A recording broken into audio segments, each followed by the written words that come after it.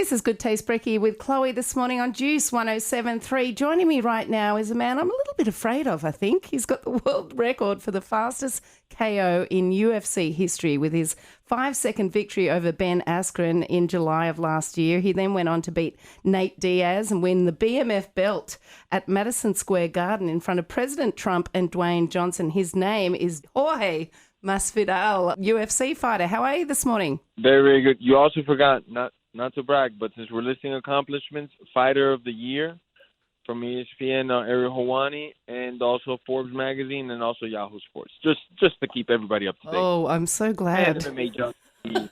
I'm so glad you kept me up to date. And the Bro Bible. But we're not gonna brag. We're not gonna brag or nothing.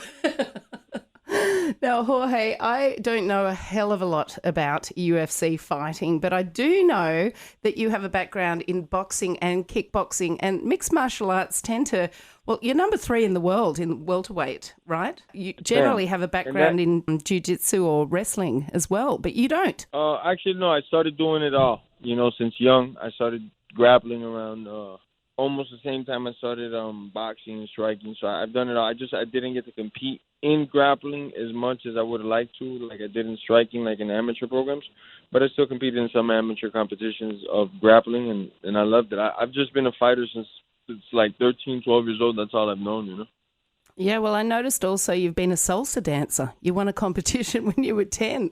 So you could have been a professional dancer. I don't know if I could have been a professional dancer. Those individuals have a lot of discipline. They're just like, I don't know if I could dance that long for that many days. I might get bored of it. Dancing is cool and all, but I don't know if I could just dance 8 hours a day. But I definitely got the rhythm and the speed and plus it's a cultural thing. I got the hips. We're all born dancing since kids. And does that help with your mixed martial arts, having the salsa hips? Definitely helps. Definitely helps with the footwork, but it helps even more with the ladies. I bet.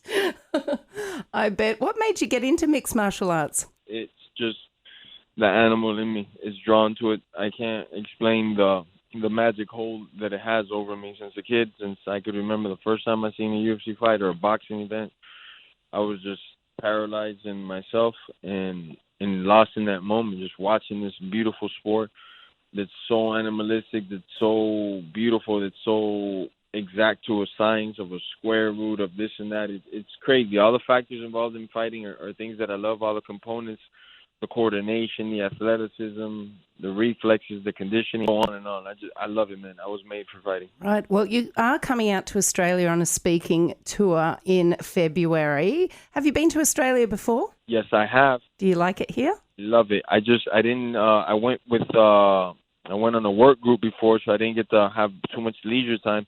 So I didn't get to experience the great outdoors in Australia and a lot of the wilderness. So I am excited now that I'm just going to get to go out there and get lost in the nature and have an amazing time. Australia is known for their wildlife, and I can't wait to actually experience it this time. So when the opportunity came to go to Australia, we were so eager to say yes. If people are interested in getting tickets to see you, they can go to jorgemasvidal.com.au. What can people expect from this tour? Will you be doing some motivational speaking in and around how people can get into UFC? We'll have a lot of Q&As where the fans will ask me something, and I'm transparent. If you ask me something, I'll just give you my answer, my opinion on that, not whether it works. I'll just give you my point of view on it. And if it's inspirational to somebody, amen. If it's not, whatever. So I don't know if I'll be giving out like inspirational speeches, but I definitely will be answering whatever questions are thrown my way. And I'll be training with a lot of the people, and we'll also be having dinner. But one thing I'm definitely looking forward to is the training. I don't hold back when I teach, and I love what I do, and you can tell when I'm teaching. Yes, you will be doing some training sessions as well. But what's next for you on the fighting circuit? Obviously, there's rumours that you're eyeing off Conor McGregor. We got to wait till a couple of moves and tips fall into place and the wheels get moving. Just like an overview of it, there's a lot of politics behind it, and there's a lot of fights that have to take place, and then my fight will get announced, So we're just kind of waiting right now on who's going to be next for me to baptize.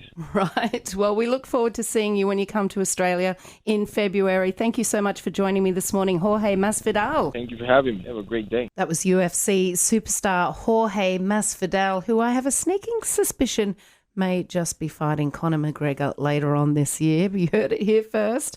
I can't confirm nor deny that, but he will be visiting Australia from February 12th to the 19th. He's heading to Melbourne, Sydney, Brisbane, Adelaide and Perth.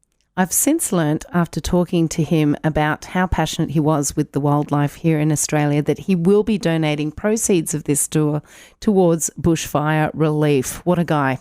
Not afraid of him anymore. Jorge Masvidal. For more information, just head to his website, jorgemasvidal.com.au. This is Good Taste Brekky with Chloe.